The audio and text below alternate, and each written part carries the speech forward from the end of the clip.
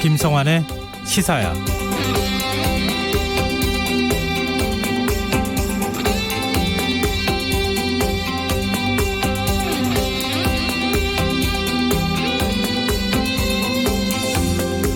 코로나19 세계적 대유행 우려로 세계 금융시장이 크게 출렁였습니다. 미국과 유럽 증시가 10% 안팎 급락한 가운데 국내 주식시장도 충격을 피하지 못했는데요. 코스피 지수는 3%, 코스닥은 7% 넘게 급락하면서 사상 처음으로 양대 주식시장에서 거래가 20분간 중지되는 서킷 브레이커가 발동되기도 했습니다. 문재인 대통령은 지금의 경제 상황을 메르스, 사스 때와는 비교가 안 되는 비상경제 시국으로 규정하고 전례 없는 대책을 만들라고 지시했는데요. 금융위는 향후 6개월간 공매도를 금지하겠다고 밝히고 시장 상황을 주시하고 있습니다. 대다수의 경제 전문가들은 우리만 코로나19 확산을 차단한다고 해서 문제가 해결되진 않는다 이렇게 말하고 있습니다. 세계 각국이 감염병 유입과 확산을 막기 위해 출입국 제한 조치를 강화하면서 세계 교역, 생산과 투자까지 막혀버렸기 때문인데요. 지금은 상대를 향해 빗장을 걸어 잠그기보다 연대의 힘을 보여줘야 할 때가 아닐까요? 지금 주변을 보면 코로나19로 생계에 어려움을 겪는 취약계층이 많은데요. 우리부터 연대의 움직임을 실천해 갔으면 합니다. 시사평론가 김성환입니다. 4월 총선을 한 달여 앞두고 민주당이 비례연합정당에 참여하기로 결정했고요. 김영호 공천관리위원장의 전격 사퇴로 미래통합당은 공천 갈등을 겪고 있는데요. 잠시 후 공동정치구역에서 자세한 이야기 나눠보겠습니다. 더 깊이 있게 들여다보는 인터뷰 시간에는 WHO 팬데믹 선언 이후 국내 방역 대책은 어떻게 달라져야 하는지 공공보건 전문가와 이야기 나눠보겠습니다. 김성환의 시사야는 청취자 여러분의 참여를 기다립니다. 오늘의 방송 내용과 관련해 의견이 있으신 분들은 문자 보내주십시오. 당첨된 분들께는 모바일 상품권 보내드릴 텐데요. 참여하실 번호는 샵 9730이고요. 짧은 문자는 50원, 긴 문자는 100원의 이용료가 부과됩니다. 콩 게시판을 통해서도 무료로 참여하실 수 있고요. KBS 1라디오 유튜브 채널을 통해서도 실시간으로 시청, 참여하실 수 있습니다. KBS 1라디오 김성환의 시사야. 그럼 지금 시작하겠습니다.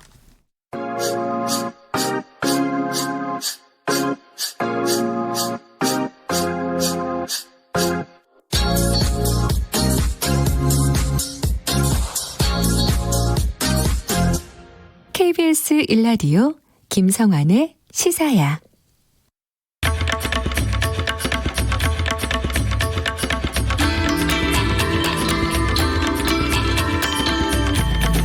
공동정치구역.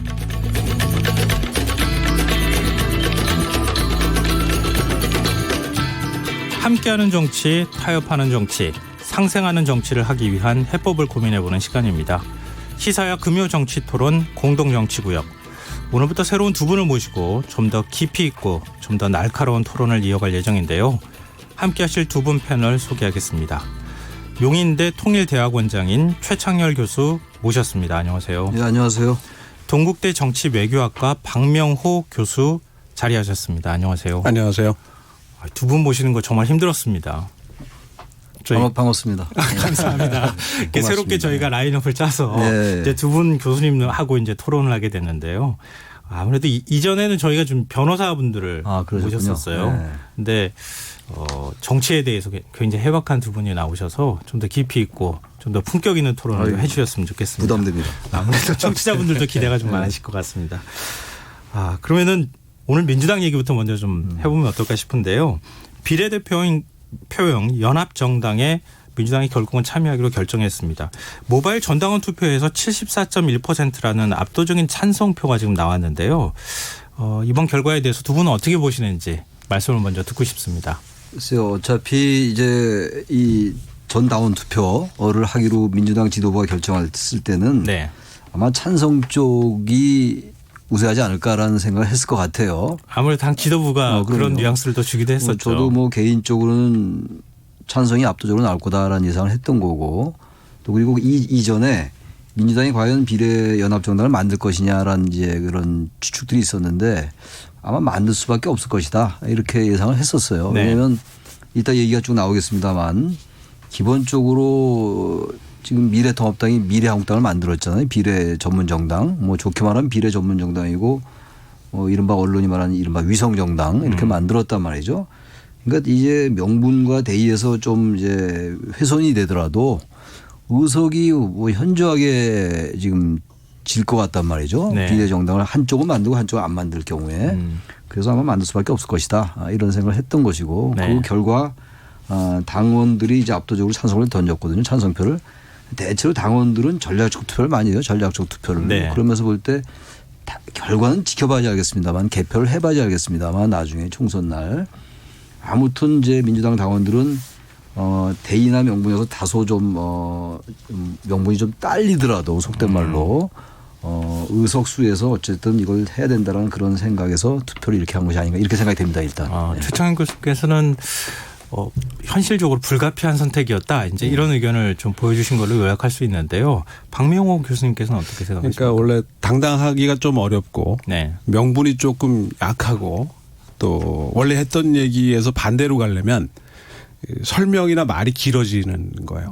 그러니까 절차도 복잡해지는 거고 뭐 그전엔 정당원 투표를 안 하다가 왜 이건 또 전당원 투표라는 형식을 취해서 할 수밖에 없게 된 거고 또 이제 이유를 대는 것도 결국 정치적 정당 방위라는 논리거든요. 그러니까 이거는 예견된 거고 현실적으로 할 수밖에 없는 선택이에요. 그 출발은 225대 75가 깨지면서 시작된 겁니다. 네. 225대 75 깨지고 250대 50으로 가고 253대 47로 가고 그 47을 또 30대 17로 나누면서 결국은 할 수밖에 없게끔 돼 있던 거고 당당하지 못했고 명분이 약했고 결국은 그 원래 했던 얘기를 번복해야 되는 거기 때문에 길게 걸리고 오래 걸리고 복잡해질 수밖에 없지 않나 생각합니다. 다만 네. 그 뭐 최 교수님 말씀하신 대로 소기의 정치적 성과는 거뒀어요. 어찌됐든 지지층을 동원해내고 지지층을 각성시키는 데는 효과가 됐을 거고 뭐 가장 최근 조사를 보면은 그 이른바 비례위성정당의 그 통합당의 비례위성정당이 얻는 것만큼의 득표율은 그 가능할 걸로 대충 나오는 것 같고 네. 또 이제 문제는 이제 앞으로 좀 과제가 있긴 있어요. 명분을 더 쌓아야 될 거고 현실적인 또 배분의 문제가 남아 있긴 한데 일단 그쪽 방향으로 틀어서 정리했다는 데 의의가 있다 이렇게 생각합니다. 근데 지금 미래통합당은 자신들이 만들어 놓은 누더기 선거법에 사과 한마디 없이 오로지 표 계산에 눈이 멀었다. 약속을 어기고 국민을 기만했다. 이렇게 비판을 하고 있거든요. 이거에 대해서는 이것도 역으로 또 생각하면 민주당에서 4+1 협의체를 만들어서 선거법을 일방적으로 통과시켰기 때문에 우리는 그거에 대응하는 차원으로 비례용 위성정당을 만들 수밖에 없었다. 이렇게 현실론을 또 얘기할 수도 있는데 민주당 입장에서는 또 명분으로 거꾸로 반박할 수도 있을 것 같고요. 또 민주당도 역시 또 그런 명분론에 있어서 이번에 명분이 떨어지는 거 아니냐 이런 비판이 똑같이 제기되고 있거든요. 이 부분에 대해서는 어떻게 보십니까? 그러니까 한국당이 이제 4+1 협의체를 통해서 민주당이 이제 선거법을 개정을 하려 할 때 당시 자유한국당이죠. 자유한국당은 대단히 비협조적이었어요. 나중에 이제 비례대표제 폐지를 주장했습니다만 그것도 아주 시간이 지난 다음에 얘기를 했거든요. 네. 그러니까 사실 이건 뭐 얘기가 거슬러 올라가니까 이 얘기를 길게 할 수는 없는 건데. 네. 그렇죠. 너무 원칙적인 얘기까지 가면. 그런데 문제는 지금 어쨌든 자신들은 이제 비례정당을 만들고 민주당이 만든다 그러니까 당신들 만들면 안 된다라고 얘기하는 거잖아요. 네. 저는 이 논리는 맞지 않는 것 같아요. 단지 이제 민주당이 통합당의 위성정당을 만들었을 때 미래한국당을 만들었을 때 대단히 비판했단 말이죠. 근데 왜 당신들을 만드냐라는 말은 비판 맞아요. 그 말은 맞는데 네. 이미 기정사실화 된 상태에서 미래한국당에 대한 비판은 없는 건 좀 균형이 안 맞는 것 같아요. 그러니까 다시 말하면 미래한국당에 대해서는 기정사실화돼 있고 이미 한 번 이제 그 매를 맞은 거죠. 네. 근데 이제 비례위성정당 이제 비례연합정당에 대해서는 비판이 쏟아진단 말이죠. 그러니까 민주당으로서는 억울할 수 있어요. 한국당은 이미 기정사실화 됐고 그 당은 괜찮고 여기서 비판했기 때문에 안 된다. 이 논리는 관점에 따라 다를 수 있겠습니다만 이쪽은 너희들도 만들었으니까 우리도 전쟁을 하려면 당신들이 첨단 무기를 무장했으니 우리도 최소한도 무장해야 되겠다는 얘기. 아까 박 교수님 말씀하신 정당 방위론이거든요. 정치적 정당 방위라고 스스로 주장하는 거예요. 주장하는 거죠. 그러니까 그렇게 이거는- 가지고서는 합리화가 안 되거든. 이거는 불가피하다. 근데 굳이 이제 차별성 둔다면 얘기가 좀 길을지 모르겠는데 여러 정당이 이제 어느 정당이 참여할지 정확히 특정은 아직 안 됐거든요. 네네. 몇 개 정당은 이제 들어온다고 했습니다만 어쨌든 연동형 비례대표제의 취지라는 게 다당제를 강화하는 거고 소수 세력이 들어오는 거란 말이에요. 원내. 그러면서부터 소수 세력이 좀 들어온다라는 면에서는 조금 명분을 확보할 수가 있는데 그럼에도 불구하고 어쨌든 두 정당이 누가 먼저라는 거라는 측면에서 볼 때는 미래한국당이 먼저였지만 네. 본질적으로는 같은 꼼수다라는 비판에서는 자유롭게 어렵다. 근데 민주당에서는 그렇게 얘기하는 것 같아요. 지금 미래통합당은 진짜 비례용 위성 전문 정당이 그러니까 이른바 자매 정당을 만들어서 사실 따로도 같이 아니냐. 같은 몸 한 몸 아니냐. 미래한국당을 만든 것인데 우리는 그나마 여러 정치 세력이 모일 수 있는 정당을 그쪽에서 먼저 만들었고 우리는 나중에 참여하는 거다. 이렇게 지금 얘기를 하고 있거든요. 그러니까 말이 길어지는 거죠. 짧게 설명하면 될 일인데 네. 자꾸 길게 설명해야 되는 거고 여러 가지를 갖다 붙여서 합리화할 수밖에 없어요. 그러니까 정의당 이정미 대표 얘기가 맞는 얘기예요. 정의당 희생시킨 거고 결과적으로는 다당제 취지는 온데간데 없어지는 거고 진영 대결을 두 정당이 사실상 우회의 방법으로 시간을 차를 두면서 완성한 거에 불과하지 않느냐는 거예요. 네. 이 부분으로부터는 결코 자유로울 수 없는 겁니다. 그건 뭘 갖다 붙이든 설명은 다 돼요. 전당원 투표 압도적 지지도 받았고 네. 그죠? 뭐 정당 방위고 정치적으로 설명은 되는데 문제는 그게 이제 장원들이나 그러니까 각자의 핵심 지지층한테는 말이 되는데 그게 더 나아갈 수 있는 계기로 갈 수 있겠느냐라고 하는 부분이 아닌가 싶어요. 근데 그러면은 지금 민주당이 비례용 위성 정당을 만드는 거 아니면 연합 정당에 참여하는 것 그게 일종의 명분에 있어서 훼손이 됐기 때문에 서울 수도권 지역의 유권자들이 좀 등을 돌리고 특히 부동층 유권자들이 등을 돌려서 그걸로 인해서 얻을 수 있는 그 의석하고 결국 지역구에서 잃어버리는 의석하고 같은 거 아니냐. 그럼 차라리 명분을 가져가는 게 더 낫지 않았겠느냐. 아니 민주당 안에서도 이런 발언들이 그럼요. 나왔었거든요. 네. 그 논리가 전 일리가 있다고 보는데 네. 문제 이제 역시 이제 어차피 현실로 돌아온 거예요. 명분 대 실리. 네. 현실과 이상해서 현실로 돌아온 거란 말이죠. 이른바 권력 정치예요. 전형적인 현실 정치로 가는 거고 민주당도 당연히 이제 그런 비판을 각오하는 거죠.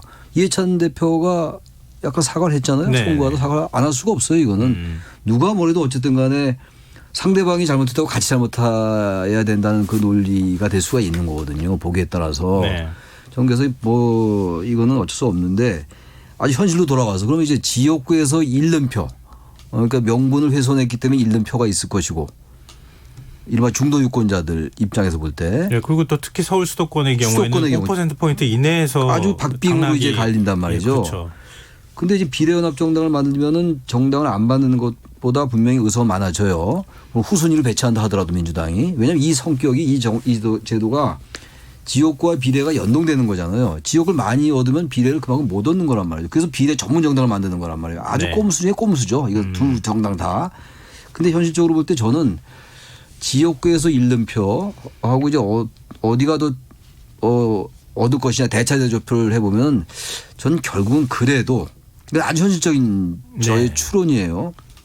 그래도 이 비례연합정당을 만드는 게 전체 의석수에서 조금 나을 거다. 저는 그렇게 추측을 합니다. 네. 아마 그런 판단들을 민주당 당원들이 한 게 아닌가라는 생각이 들어요. 일단. 네. 박무경 교수님은 네, 저도 그 동감입니다. 그러니까 아, 그래요? 계산해 봤을 거예요. 네. 아마. 근데 지역구의 승부는 지금 시점에서 계산하기 어려워요.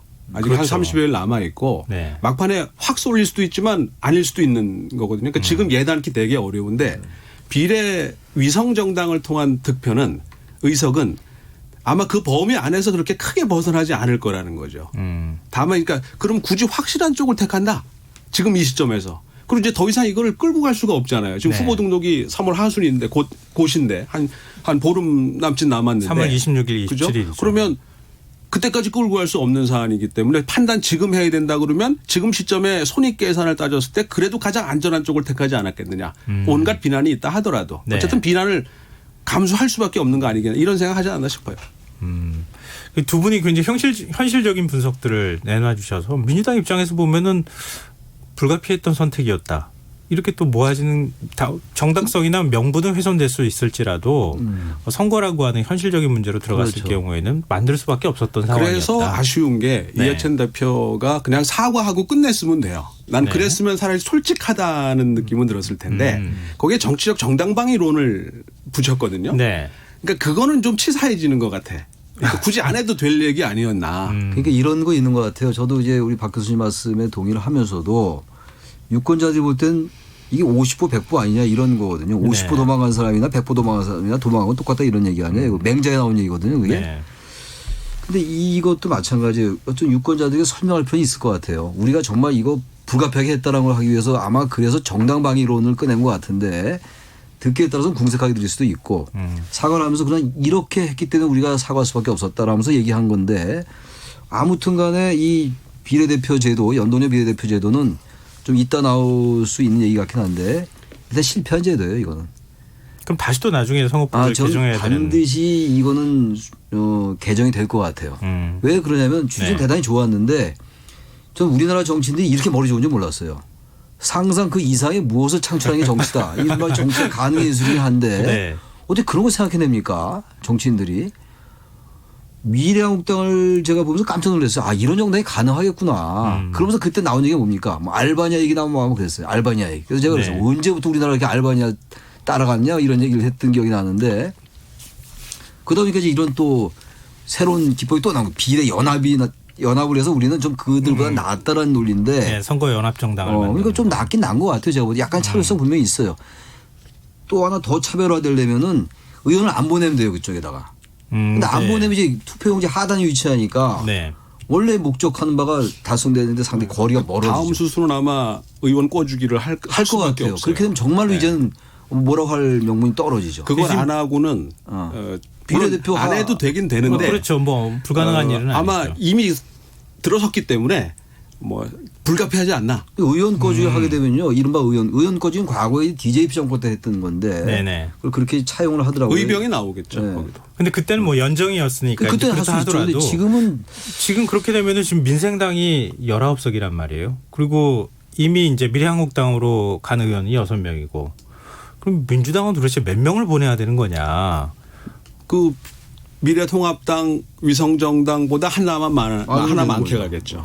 그러면은 서로 경쟁하는 거 아닙니까 그것도? 이제 그렇게 입찰 되면- 붙이는 거죠. 이제 그렇게 되면은 번호 놓고 입찰 붙이는 거죠. 차별성이 지금 없어지는 거예요. 차별성을 굳이 따지면 전 두 가지 들었거든요. 민주당이 굉장히 고민이 깊을 것 같아요. 민주당이 그 의원을 안 부분에서. 보내면 적어도 이제 미래한국당 간 그 차별성이 있는 것이고 또 연합정당이기 때문에 나중에 이제 복귀한다는 거 아닙니까? 네. 그러면 어쨌든 소수 세력이 절차는 좀 궁색할지 모르지만 결과적으로 소수 세력이 진입할 수 있으니까 네. 거기서는 약간의 그래도 명분을 확보할 수 있다라면서 차별성이 주어지는 건데 미래한국당과 의원을 이렇게 보내서 투표용지 상단에 위치시키기 위해서 같은 그런 행태를 보인다면은 그거야말로 이제 진짜 민주당은 할 말은 없는 거예요. 그러려면 차라리 솔직하게 정당방위론 얘기했기 때문에 우리 이왕에 욕 먹는 거 그냥 이렇게 민주당도 합니다. 별도의 그냥 그렇게 가는 거예요. 네. 차라리 그렇게 해서 화끈하게 하든가 이래야지.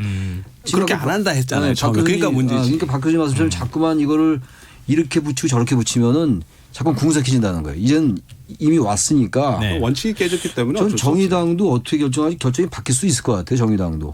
아 그래요? 정의당은 절대 그럴 리가 없다. 전 이렇게 정의당의 얘기하고 있거든요. 마지막까지 기대합니다. 이거는 이제 모든 정치인이나 정치 세력이 언젠가는 한 번씩 직면하게 될 거고 거기서 이제 갈라지는 승부처 중에 하나라고 보는데 단기적인 정치적 이익의 부분하고 장기적인 정치의 명분에 충돌하는 경우거든요. 네. 이때는 아마 뒤쪽을 택하는 사람들이 좀 더 오래 갈 수 있다고 저는 생각해요. 그게 또 맞다고 생각하는데 지금 이제 앞부분에 초이스를 강요당하고 있는 건데 네.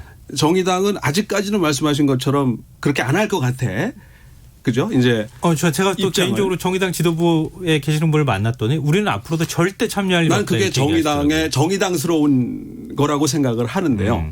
사실 이 법을 만들 때 그만큼 이게 충분한 고려가 없었다는 반증들이 지금 다 나오는 거예요. 가장 먼저 나왔던 게 그 비례 후보 추천 과정에서의 민주적 절차와 심사거든요. 네. 투표거든요. 그거 선관위에 유권 해석을 요구를 했지만 선관위가 만든 법이 아니고 자기들이 만든 법이에요. 거기 있던 거라고. 그들은 네. 해석만 했을 뿐이야. 지금 또 나오는 게 연합당 그다음에 이거죠. 이중당정 문제 그 전부터 우리 학계나 시민사회에서 많이 요구했던 것들 중에 하나예요. 지방당 가능하게 하는 거. 사실 그게 구비가 돼 있었으면 네. 자연스럽게 지금 갈 수 있었을는지 몰라요. 근데 지금 법규 가지고 이게 가능하냐 안 하냐 항상 유권 해석을 요구하게끔 지금 돼버렸어요. 완비돼 있지 않았다는 얘기야 결과적으로. 네. 그러니까 핵심은 어디가 있냐? 의석 맞추는 거에만 초점이 가 있었기 때문에 그들이 자기들이 법을 만들어 놓고도 그 법에 그런 내용이 들어가 있는 줄 몰랐던 거잖아요. 그렇죠. 결과적으로. 그러니까 보니까 이번에 이 비례대표제, 연동형 비례대표제, 뭐 엄밀하게 말하면 준연동형이죠. 네. 근데 이 나중에 유권에서 부탁하고 이런 거 보니까 의원들이 모르는 거예요, 진짜. 이건 진짜 심각한 얘기입니다. 자신들이 만들어 놓고 거기에 그 민주적 절차와 심사를 거쳐야 하는 게 들어오는 걸 몰랐던 거예요. 과거처럼 비례대표 찍으면 된다. 네. 계파 수장이 그냥 비례대표는 사실은 원래 취지대로 운영이 잘 안 되고 있는 거잖아요, 지금. 네, 그렇죠. 네, 원래 전국구에서 출발했고 그다음에 뭐 비례대표는 어쨌든 사회적 소수가 뭐 이제 원내 진입한다 이런 거였잖아요. 처음엔 직능제에서 출발했지만 좀 지금 그렇지 않잖아요, 솔직히. 네. 아니 사회에서 성공했다고 왜 그 사람이 비례대표가 돼야 됩니까? 그것도 이해할 수 없어요. 그렇죠? 청년이라고 왜 비례대표가 돼야 청년은 단지 청년과 여성은 소수 세력이라고 보기 때문에 들어갈 수 있는데 그 명분이 있는데 사회에서 성공했다고 들어간다는 건 맞지 않는다고 보거든요. 그런데 그건 별개의 문제고 기본적으로 아무튼 이 제도는 다시 개정을 대폭하든가 이건 결과적으로 너무나 잘못된 선거예요. 저도 굉장히 연동형 비례대표제를 주장을 많이 했고 글도 많이 쓰고 있는데 이게 결과가 이렇게 나오면요. 이건 새롭게 바꿀 수밖에 없어요. 그러니까 민주당이 나중 얘기입니다만. 이제 지금 연합당을 만들면서 두 가지 조건을 충족시켜야 되잖아요. 가능한 많은 정당들이 참여하게 해야 돼요. 네. 그래야 이제 그나마 거의 껴묻어서 명분을 좀 살려서 그나마 했다라고 할 수 있는데 그 칩은 뭐냐면 배정이야. 그죠? 그렇죠. 그러니까 시장하겠다. 후순위 배정하겠다 네. 했잖아요. 그러면 그 법에 민주적 심사와 민주적 절차와 투표라고 되어 있어요. 그럼 우리가 스스로 후순위에 갖다 놓겠다. 우리 파는, 우리 개파는. 이게 민주적 심사와 절차와 투표에 부응하는 건가요? 희생하면 자기 거를. 그러니까 이게 앞뒤가 안 맞는 게 되는 거야. 네. 그러니까 처음에 원칙이 어우러져 버리니까 그다음에 그걸 맞추려 하니까 계속 안 맞는 거죠. 그러니까 애초부터 깨놨어야 될 거를 네. 살살 깰래니 얼마나 힘들었겠어요. 이제 요거 하나 이제 마무리가 돼야 될 것 요거 한 말씀 드릴게요. 네. 제가 자꾸 얘기하는 게 여러 번 얘기하는 게 미래한국당이 자꾸만 이 지금 비례연합정당이 만들어지니까 지금 만들어지는 과정이잖아요. 네. 미래한국당이 면접을 받으면 안 된다. 이건 같이 좀 균형 있게 보잖아요. 항상. 저도 비례연합정당이 비판적인 부분이 많이 있다고 보는데 네. 미래한국당은 마치 괜찮은 것처럼 얘기되는 거. 이건 제가 자꾸 지적을 해야 될 것 같아요. 네. 네. 지금 아까도 말씀하셨던 것처럼 알바니아 사례를 갖고 올 줄 네. 아무도 예상하지 못했다 이렇게 또 얘기하는 측도 있을 것 같고 지금 말씀하신 것처럼 4+1 협의체에서 의석만 가지고 논의를 하다 보니까 기타 선거법과 관련된 여러 조항에 대해서 신경 쓰지 못했다. 결국 두 분이 앞으로 이번 선거는 이렇게 하지만 그렇습니다. 향후에는 선거법을 또 한번 개정할 수밖에 그러니까 없다. 이런 의견으로 모아지는 걸로 핵심적인 게 정리하죠. 네. 의석수라고 하는 좌파의 정치적 이익이 가장 우선됐기 때문에 네. 다른 걸 그걸 생각하지 않았다는 거고 그다음에 이게 이제 의도하지 않은 하나의 이 계의를 가져다 준 건데 이건 미래통합당도 마찬가지고 이쪽 연합당도 마찬가지인데요. 결국은 바지 사장들이잖아요. 굳이 좀 심하게 표현하면. 네. 근데 이게 의원이 돼버리고 교섭단체가 돼버리고 이렇게 됐을 때 사실 이 지주회사들의 통제력이 조금 애매해지게 돼 있어요 지금. 선거 끝나고 나서 또 마음이 달라질 수도 마음이 있으니까요. 달라져요. 네. 새로운 과제를 우리 정치에 안겨준 것 같아. 네, 알겠습니다. 이 부분에 대해서는 여기서 토론을 네. 좀 마감하는 걸로 하고요. 민주당 얘기를 하나만 좀 더 했으면 좋겠습니다. 서울 강서각 경선. 네. 금토섭 의원이 경선에서 탈락했습니다. 그 대신에 강선우 전 부대변인이 이제 그 민주당의 후보가 됐는데요. 네.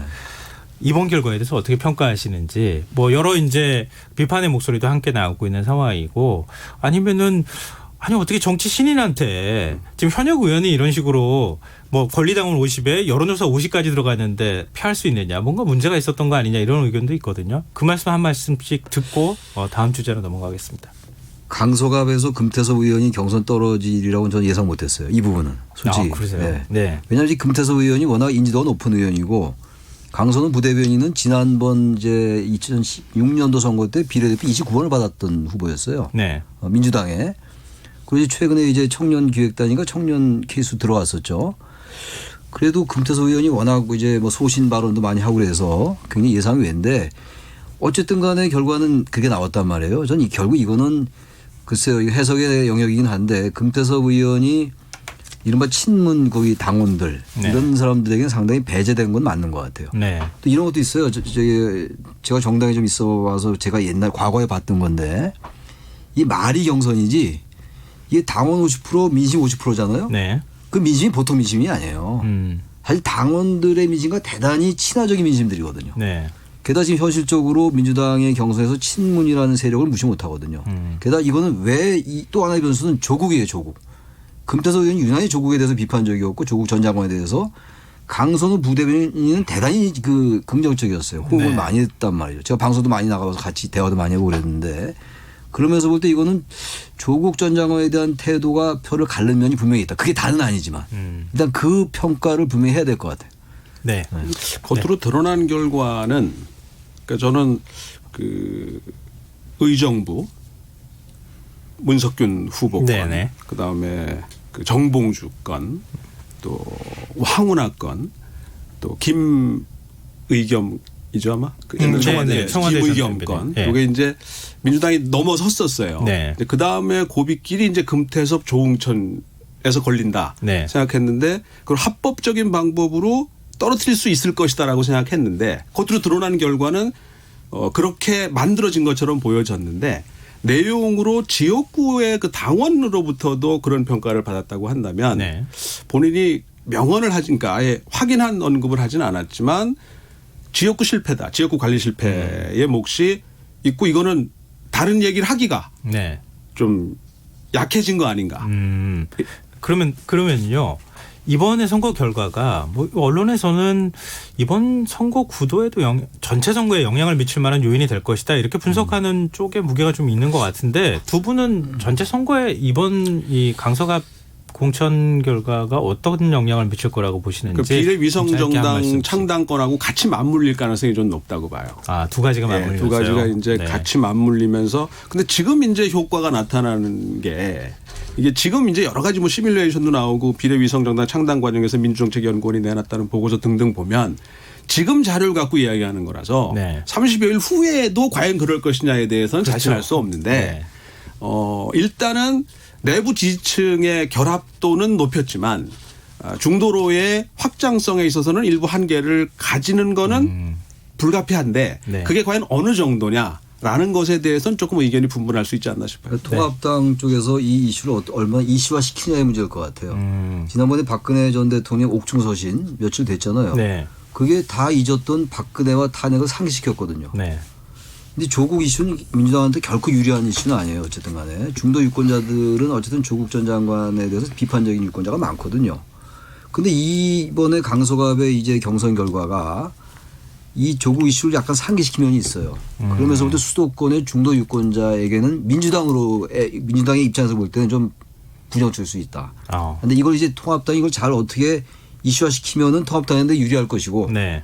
강서갑에서 이걸 잘 이슈화시키지 못하면 묻힐 수 있고 시간이 많이 남았기 때문에. 네. 그러나 굉장히 예민한 이슈면 틀림없어요. 이 이슈는. 휘발성이 굉장히 강한 이슈다. 전 크다고 봅니다. 네. 네, 알겠습니다. 민주당 얘기는 여기까지 네. 오늘 좀 하겠습니다. 지금 여러분께서는 KBS 1라디오 김성환의 시사회를 듣고 계십니다. 금요 정치토론 공동정치구역 용인대 최창열 교수, 동국대 박명호 교수 두 분 패널과 함께하고 있습니다. 이제 미래통합당 얘기 좀 해보죠. 오늘 사실은 이게 더 큰 이슈였어요. 네, 그렇죠. 김영호 공천관리위원장이 오늘 갑자기 사퇴를 했습니다. 이런 상황 혹시 박명호 교수님은 예상하셨습니까? 글쎄 그 방법이 사퇴일 거라고는 생각할 수 있긴 좀 어려웠는데요. 네. 적절한 타이밍에 적절한 계기가 주어졌고 적절한 방법으로 퇴장할 수 있는 통로가 열린 거 아닌가 생각이 돼요. 그러니까 네. 그 황교안 대표가 김영호 공관위원장 그다음에 이제 확정은 안 됐지만 거의 확정된 걸로 알려진 김종인 선대위원장이거든요. 네. 이 일종의 그 전의의 과정에서 세 사람이나 두 사람이 끝까지 함께 갈 수는 없는 상황이지 않았겠나. 그러니까 그런 면에서 어떻게든 정치적으로 처리를 해야 돼 지금. 근데 그 방식이 뭐고 그다음에 서로 명예롭게 또 상처가 가장 덜 받는 방법과 과정으로 이게 만들어져야 된다라고 한다 보면 김영호 위원장이 나름대로 가장 적절한 계기를 갖고 적절한 타이밍에 적절한 방법으로 적절한 정치적 결정을 했다고 생각합니다. 근데 또 뭐 지금 얘기 나오는 거 보면 이번 주말이나 다음 주 초에는 그냥 원래 그만두려고 했다. 그때 가면 공천 다 마무리되니까. 근데 굳이 며칠 당겨가지고 이렇게 사퇴하는 모양새를 만든 게 이게 적절한 것인지에 대해서는 좀 그러니까 다른 시각이 있을 수 있을 것 같거든요. 지금 민주당도 공천에서 불협화음이 좀 나온 거거든요. 불협화음이라기보다는 경선이라는 절차를 거쳤지만 어떤 그런 이슈를 제기할 수 있는 그런 가능성을 열어놓은 거나 마찬가지로 네. 통합당이 초기에는 굉장히 공천을 잘했다고 그랬어요. TK도 좀 배제하고 이랬단 말이죠. 친박도 배제하고. 민경우 의원 같은 경우가 대표적인 친황이에요. 친황교안. 그 아주 그 극단적인 발언을 많이 했죠. 민경우 의원이. 네. 그 민경우 의원의 그 공천 배제를 다시 재심의하는 걸로 갔잖아요. 이 황교안 대표가 요구했던 거거든요. 이제 공관위가 받아들인 거예요. 이두화 대구 달서갑의 이두화 전 의원하고 이렇게. 네. 이두화하고 민경욱이는 이두화 의원은 좀 억울할 수 있겠죠. 다시 그렇죠. 이제 지금 경선을 붙어야 되는 상황이니까. 어제 두 가지 받아들인 거는 어차피 황교안 대표의 면 살았는데 기본적으로 이제 김영호 위원장이 볼 때는 자신이 해놓은 이 공천 라인업이 있잖아요. 이걸 자신이 사퇴하지 않으면은 많이 흔들릴 거라는 생각을 했을 것 같아요. 네. 왜냐하면 두 명의 재심이 받아들여졌으니까 다른 후보들도 불만이 많은 의원들이 있을 거 아닙니까. 그러니까 지금 대표적으로 이제 강남을 최용 이제 후보 김종인 그 전 대표가 안 된다 이렇게 안 된다는 얘기 안 해요. 그리고 최영호 전 공사 같은 경우에도 나는 그거 받아들일 수 없다 이렇게 얘기를 했잖아요. 그래서 이런 부분들을 지금 이제 김영호 위원장은 자신 사퇴함으로써 안고 갈 생각을 했을 거예요. 그렇지 않으면 이게 황교안 대표가 계속 마찰이 갈 수밖에 없고 김종인 위원장도 공식적으로 이걸 요구하고 있기 때문에 김영호 위원장은 자신이 다 이제 어느 정도 이제 형성을 해놨는데 이걸 지키기 위해서는 이 정도 선에서 두 명은 황교안 대표의 말을 들어주고 자신 사퇴하면서 물러나는 이 모양새를 갖춘 것 같은데 이게 더 이상 오래 가면 완전히 공천이 자본으로 비칠 수가 있거든요. 네. 그런 점을 고려한 사퇴 아닌가. 그래서 그런 면에서 볼 때는 박 교수님 말씀하신 것처럼 알맞은 선택을 했다고 보여집니다. 이 시점에서의 김종인 선대위원장 등장의 배경이 좀 필요하단 말이에요. 그분도 뭔가 그 있어야 될 거 아니에요. 그 앞으로의 들어올 또 명분을 만들어줘야 뭐 명분도 될 그렇고 예. 뭐 역할도 그렇고 뭔가를 자기가 스스로 만들든 자기가 스스로 만드는 건 들어온 이후의 문제고 네. 들어오기 전에는 뭔가 분위기나 상황이 조성이 좀 돼서 네. 나서야 되겠다, 나설 수밖에 없다라는 뭔가가 생겨야 된다는 의미에서는 세 분의 이해관계가 대충 맞아 떨어진 거고 이심전심으로 알아서 제일 먼저 정리해야 될 분부터 스스로 시점을 좀 땡겨서 정리한 것이 아닌가라는 해석입니다. 두 분 말씀 들어보니까요. 김영호 공관위원장이 그동안에 사실은 이런 표현이 맞는지 모르겠지만 그 공천 칼을 휘둘렀잖아요. 맞죠. 그래서 물갈이도 많이 하고 현역도 컷오프 시키고 지금 특히 TK 의원들은 뭐 60%가 넘는 의원들이 공천 칼날을 피하지 못했다 이런 얘기도 나오는데 그걸 다 안고 갔다. 뭐 지금 그 김미균 대표 공천 문제 문재인 대통령이 추석 선물 보낸 거에 대해서 고마워했다고 하는 그 SNS 때문에 신보라 의원이 아니 우리 당의 청년들은 다 배제하면서 지금 왜 저런 사람을 끌어들이느냐 이러면서 일종의 이제 반발을 하면서 반발했죠. 결국 거기에 이제 김영호 공관위원장이 그럼 내가 거기에 대한 책임을 지겠다 이런 형식적인 모양은 갖췄지만 그 배경은 그동안에 이제 반발하는 의견들을 전부 떠안고 내가 그만둬 주면 당의 부담이 덜어질 것이다. 이런 판단을 했다고 하는 게 두 분의 대체적인 의견인 것 같아요. 예를 들어 이현주 의원 같은 경우 예. 부산 얼마나 당을 많이 옮겼습니까? 첫세 정치인의 대표예요. 그리고 굉장히 수구적인 발언도 많이 했어요. 민주당 입장에서 볼 때는 통합당 왔단 말이에요. 네. 더불어민주당에 있다가 국민의당 갔다가 바른미래당 갔다가 무소속 갔다가 다시 왔단 말이에요. 이런 의원들하고 이런 이현주 의원하고 김진태 의원 같은 경우 제가 구체적으로 거명을 해서 안 됐는지 모르겠는데 김진태 의원도 대표적인 그 이해하기 어려운 발언 많이 했어요. 세월호도 그렇고 광주 운동, 민주화 운동도 그렇고. 근데 그런 분은 또 공천이 됐어요. 그러니까 만약에 사퇴를 안 했으면 그런 얘기가 다 나올 수 있어요. 사퇴를 하니까 더 이상 그 말이 나오기는 어려울 것 같거든요. 그런 여러 가지 정치적인 고려를 한 것이 아닌가 김영호 위원장이. 그래 자신도 이 정도 선에서 물러나야지 명예롭게 이 공천을 잘했다는 평을 들을 수 있지. 더 이상 자리에 계속 있으면 그런 이것저것 얘기가 다 나올 거라고요. 근데 지금 김종인 전 대표는 공천 자금이 다 없어져야 내가 들어오겠다 이렇게 얘기를 하고 있지 않습니까? 그리고 이제 강남 가부를 콕 찍어가지고 특히 태영호 전 북한 주영 공사를 언급을 하면서 부적절하다고 얘기하지 않았습니까? 근데 김영우 공관위원장은 아니 앞으로 바꿀 일 없다 이렇게 얘기를 제가 볼 했단 때 말이에요. 태영호 저기 후보를 거론한 건요. 반드시 바꾸라는 의미보다도 가장 지금 개념을 가지고 통합당 입장에서는 공천한 거거든요. 네. 태영호 왜냐하면 상징적으로 했죠. 한 거란 예. 말이에요. 그 부분을 예민한 부분을 건드린 것 같아요. 제가 볼 때. 의도적으로. 그걸 반드시 바꾸라는 얘기보다 그래서 그만큼 자신의 영향력을 확대하면서 들어갈 생각을 했던 거 아닌가. 그러면서 사퇴를 하니까 더 이상 이제 그 얘기는 안 나올 것 같아요. 제가 볼 땐 그렇습니다. 박명호 교수님께서. 글쎄요, 이제 내부 논의가 있을 거예요. 네. 그러니까 100%를 요구했다고 해서 그 100%가 다 만족 안 된다. 그럼 난 못한다는 건 아닐 것 같고 적절한 선에서 일단 이제 물건 트였거든요. 네. 그다음에 이제 이거는 진입의 과정인 거고 그다음에 가서 김종인 칼날을 뭘 보여줄 수 있을 거냐. 분명히 뭔가 보여줄 거라고요. 네. 여태까지 그런 분야의 전문가로 일단 그 세 번째 지금 역할을 하시는 셈이기 때문에 네. 뭔가 준비된 게 있을 거고 그 일종의 뭐랄까 전주곡 정도가 그런 일종의 지금 요구 사항으로 나타난 게 아닌가 싶습니다. 두 분은 그럼 김종인 전 대표가 오는 건 거의 기정사실에 가깝다 이렇게 보시는 거죠? 글쎄요. 저는 뭐 기정사실까지는 좀 표현하기가 좀 그렇고 네. 변수는 좀 남아있는 것 같아요. 왜냐하면 지금 이제 태영호 전 주영공사에 대해서 국가적 망신이라는 표현을 썼잖아요. 네. 근데 이제 당내에서 여기에 대한 반발이 좀 있는 것 같아요. 심재철 원내대표가 네. 오늘 입장을 언제 때 김종인이냐. 네. 2012년도 때 새누리당 이제 경제민주화 얘기했고 2016년도 지난 선거 때 또 더불어민주당 공천을 했던 분인데 꼭 김종인 이래야 되냐라는 얘기가 나올 수 있어요. 당내에서. 네. 그래서 완전히 기정사실화됐다라는 표현은 저는 좀 동의하기 어렵다. 네. 네. 박명호 교수님께서는 저는 뭐 대충 정리가 좀 된 상황에서 네. 이제 그 수순을 좀 그 조율하고 있는 단계 아닌가. 그리고 이제 이분도 뭔가 파격적으로 보여져야 될 뭔가가 필요하거든요. 네. 그리고 이제 아마 점점 더 뒤로 갈수록 커지지 않겠나. 좀 뭐 센세이션 해야 되지 않. 그분이 살아온 방식이거든. 네. 그분의 비즈니스 방식이기 때문에 뭔가 준비된 게 있지 않겠나. 기대합니다. 근데 두 분의 말씀을 들으니까요. 이렇게 네. 토론이 납작해지는 게 아니라 좀 두툼해지고 좀 정치를 바라보는 여러 가지 시각이 좀 느껴지는 것 같아서 굉장히 좋은데요. 마지막으로 이거 한 말씀씩만 여쭤보고 오늘 시간상 마무리를 해야겠습니다. 김종인 전 대표가 이번에 만약에 미래통합당 상임선대위원장을 맡게 됐을 경우에 이번 선거에 어떤 영향을 미칠 수 있을 것이다. 라고 저는 보시는지. 생각보다는 그렇게 압도적으로 긍정적 영향을 못 미칠 것 같아요. 네. 근데 이제 통합당은 대안이 없을 겁니다. 아마 황교안 대표로서는. 네. 누굴 지금 모셔오겠어요. 대안이 없어서 김정인 위원장을 모셔오려고 그러는 것 같은데 저는 그렇게 2012년도 새누리당 때 그리고 2016년도 더불어민주당 때처럼 김정인 위원장이 크게 기여한 건 대단히 제한적일 수밖에 없다. 선거 승리를 이끌기에는 효능감에서 좀 떨어질 거다. 뭐 전혀 없다고 말씀은 못 드리겠고 네. 좀 떨어질 거다 상대적으로. 그러니까 이제 그게 고민일 거예요. 이번까지 만약 그렇게 되면 정말 한국 정치, 한국 선거 마이다스의 손이죠. 그렇죠. 가면 이제는- 가는 대로 다 이제는 승리를 뭐 어디를 이끌었으니까. 가든 그럼 네. 다 한 바퀴 돌아고 또 한 바퀴 더 돌려고 지금 하는 단계거든요. 그러니까 네.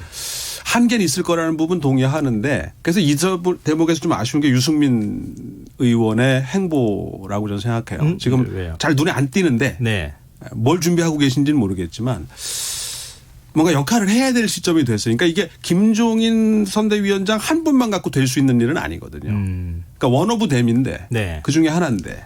그러니까 이제 그 부분이 여기 이제 마지막 퍼즐이고 최소한도의 김종인 등판에 따른 효과는 아마 완벽하진 않더라도 최소한도는 간다고 판단하지 않았겠는가. 근데 이제 인천 네. 연수을에 민현주 의원이 이제 공천이 됐다가 전 의원이 오늘 눈물의 기자회견을 그 또 유승민 하기로 계거든요. 했잖아요. 전형적으로. 네네. 그러니까 맞습니다. 이런 부분에 있어서 유승민 의원의 영향이 여전히 대단히 제한적이라는 거예요. 두 말씀드리니까 김종인 전 대표가 와서 선거를 이끌었을 때 어느 정도 영향을 미칠 수 있을지 한번 좀 앞으로 지켜보는 것도 흥미로운 관전 포인트가 될 것 같습니다. 오늘 두 분 말씀 이렇게 듣다 보니까요. 역시 이 내공이 대단하신 두 분이 나와서 말씀해 주시니까 오히려 정치가 좀 흥미로워지는 느낌도 받았습니다. 그렇지 않습니다. 네. 오늘 말씀 정말 고맙습니다. 예. 예, 여기서 마쳐야겠습니다. 공동정치구역 지금까지 동국대 정치외교학과 박명호 교수, 용인대 통일대학원장인 최창렬 교수 두 분과 함께했습니다. 오늘 좋은 말씀 감사합니다. 예, 고맙습니다.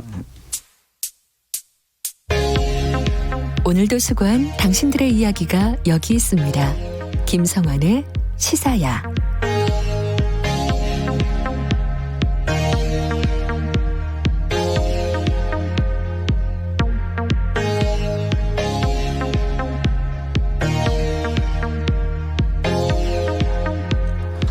오늘 처음 코로나19 완치자가 신규 확진자보다 많이 나오면서 격리 중인 환자 수가 감소세로 나타났습니다. 좀 희망적인 얘기인데요. 하지만 아직 방역 당국은 지역별 감염도 계속 나오고 있어서 전반적인 확산세 둔화로 보긴 이르다, 이런 입장을 밝혔습니다. 오늘 이슈와 인물을 더 깊이 들여다보니 인터뷰 시간에서는 공공보건 전문가인 서울대학교 보건대학원 김창엽 교수와 현재까지 상황과 함께 이 시점의 방역 대책은 어떤 변화가 필요한지 얘기 나눠보도록 하겠습니다. 김 교수님 안녕하십니까? 예, 안녕하십니까? 네. 오늘 중앙방역대책본부에 따르면 0시 기준으로 일일 완치자 수가 확진자 수를 처음으로 이제 넘어섰는데요. 최근 들어서 완치 사례가 지금 증가하고 있지 않습니까? 이건 좀 긍정적인 신호로 볼 수 있을 것 같은데, 교수님께서는 아직 긴장을 좀 늦추기 어렵다고 보시는지, 좀 긍정적인 신호로 해석해도 좋은지, 어떤 쪽의 의견을 더 갖고 계십니까? 예, 뭐 긍정적인 신호 정도는 뭐 분명한 것 같고요. 네.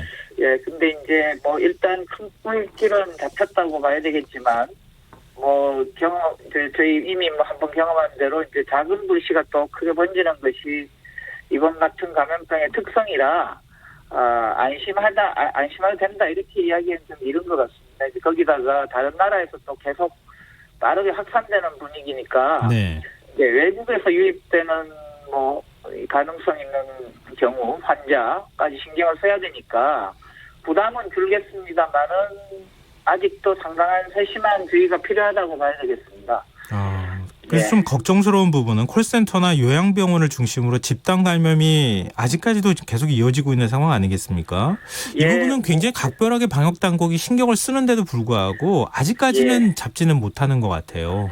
예, 뭐 그러나 다행스럽게 이제 그 규모들이 크지 않고 또 한편으로 보면 물론 그 안에 계신 분들이 굉장히 취약한 분들 중심으로 돼 있지만 네. 전체 감염으로 보면 지역 사회로 얼마나 확산되느냐가 중요해서 아마 뭐 생각보다 그렇게 빠르게 그 지난번 신천지 문제처럼 그렇게 빨리 퍼질 거라고 생각하지는 않습니다, 저는. 지금 근데 959 콜센터의 문제는 단순히 예. 사회적 거리두기에 관한 문제라기보다는 근본적으로 노동 환경에 관한 문제가 있었던 것 아니냐라고 하는 지적이 있거든요. 예, 뭐 당연합니다. 이제 지금 사회적 거리두기, 사실은 그게 이제 물리적 거리두기인데 이제 그거를 제일 하기 어려운 것이 사실은 작업장입니다. 경제 활동을 직접 해야 되기 때문에 뭐 무슨 자발적으로 또는 뭐 잠시 멈추기가 상대적으로 굉장히 어려운 공간이죠. 네. 그러다 보니까 이제 그런 일이 생기는 거고, 특히 규모가 작고 영세할수록 그 조건이 환경이 안 좋으니까 앞으로 더더욱 신경을 써야 되는 것이 그런 소규모 사업장, 특히 많은 사람이 모여 있는 그런 밀접 접촉이 일어나는 이런 그 상대적으로 열악한 사업장에 신경을 많이 써야 될 것 같습니다. 또 이제 그 콜센터 사업자들의 얘기는 예.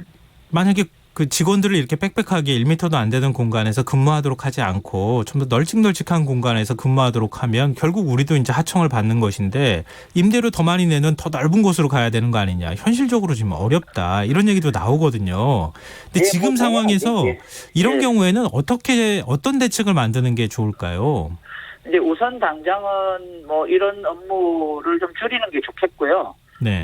근데 이제 이게 뭐 대체로 비현실적이다, 이제 이렇게 반응들이 있으실 것 같은데, 일반 뭐 요즘 그 식당 같은 데서도 회사 이 구내 식당 가서도 그런 장치를 하던데, 이 지금 감염병의 특징이 말을 많이 하고 서로 대화를 많이 하고 밀접하게 접촉하고 이럴수록 감염 위험이 높으니까, 네. 예를 들어 임시로 칸막이를 설치한다든지 또 이 환기를 좀 자주 한다든지 또 이런 분들이야말로 이제 마스크를 제대로 된 마스크를 끼고 일하게 한다든지 하는 그런 이 현장에서의 미시적인 조치를 최대한으로 빨리 개선하는 것이 우선 당장 할 수 있는 일인 것 같습니다.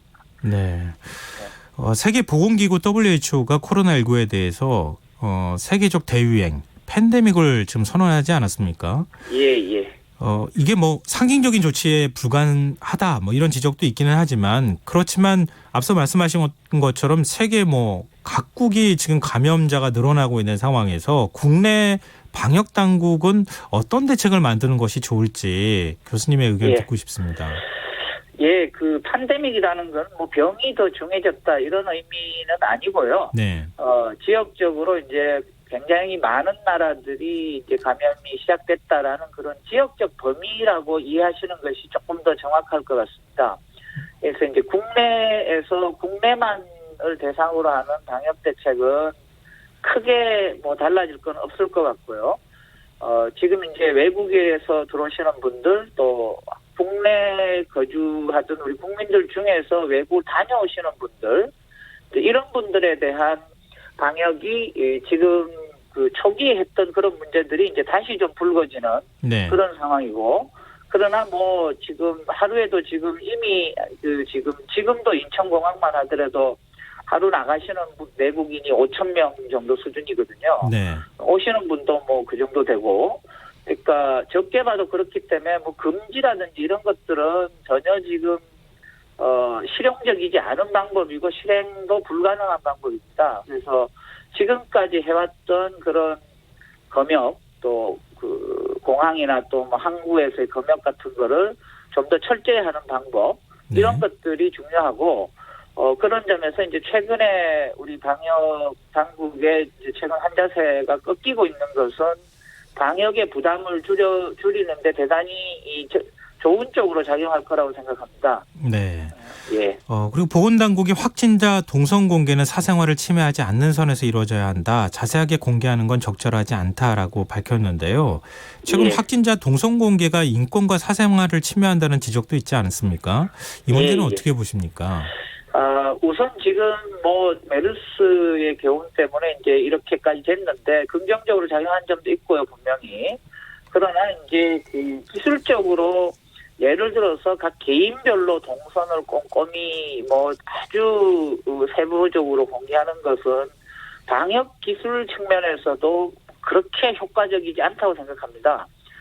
예를 들어서 이미 그 사람이 지나간 그런 동선에 대해서 하는 거는 지금 이 감염병의 특성이 사실은 한 뭐 공중에 떠 있는 그런 바이러스는 5분 정도만 지나면은 사실 병원성이 없어진다고 하는 거잖아요. 네. 그래서 과거에 뭐 3일 전에 4일 전에 지나간 동선을 다 찾아서 거기를 기피한다든지 하는 것은 그렇게까지 뭐 할 필요가 사실 과학적으로는 없는 거거든요. 네. 그래서 이제 그런 점들을 고려하면 지금은 사실 그 동선 공개를 하는 이유가 밀접 접촉자가 접촉의 가능성이 있는 사람들을 꼭 그분들이 자기가 이제 그런데 해당되면 좀 더 조심하고 검사를 받고 이렇게 하는데 이제 효과를 보기 위한 거거든요. 네. 그렇게 보면 지금은 사실 절반 이상이 정확한 감염 경로도 모르고 이렇기 때문에 각 개인별로